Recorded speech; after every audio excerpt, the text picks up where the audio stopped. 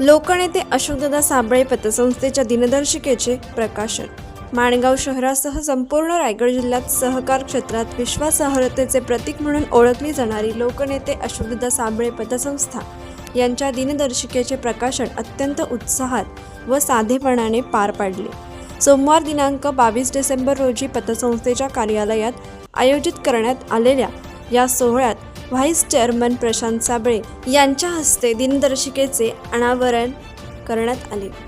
या प्रसंगी पतसंस्थेचे chairman Arun Pawar, vice chairman Prashant Sable, secretary Sanjay Oswal, सल्लागार सुरेश जैन, ज्येष्ठ संचालक महादेव कणोजे, हेमंत शेठ, दिलीप कांबळे, व्यवस्थापक मनोज मुंडे, वसुली अधिकारी बाळासाहेब पवार, ज्येष्ठ लिपिक विजय जाधव, कॅशियर सुखदा धुमाळ तसेच निलेश रातवड, बाबू कळमकर, सुमित पारखे यांच्यासह अनेक मान्यवर उपस्थित होते।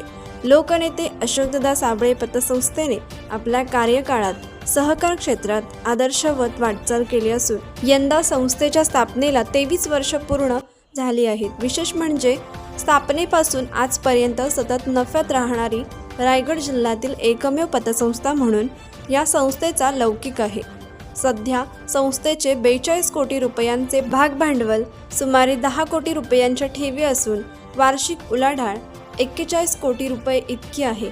या 23 वर्षाच्या यशस्वी प्रवासात संस्थेने हजारो बेरोजगार युवक युवतींना स्वतःचा व्यवसाय उभारण्यासाठी कर्जाच्या माध्यमातून आर्थिक पाठबळ देत सामाजिक बांधिलकी जपली आहे। त्यामुळे ही पतसंस्था केवळ आर्थिक व्यवहारांची संस्था न राहता समाजाच्या सर्वांगीण विकासाची भागीदार ठरले आहे।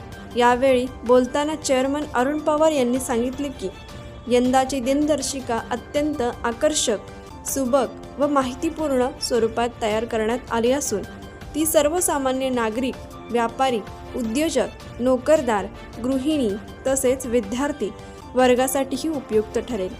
दिनदर्शिकेच्या प्रकाशन निमित्त उपस्थित मान्यवरांनी पतसंस्थेच्या कार्याचा गौरव करत पुढील काळातही ही संस्था सहकार क्षेत्रात नवे आदर्श निर्माण करेल असा विश्वास व्यक्त केला।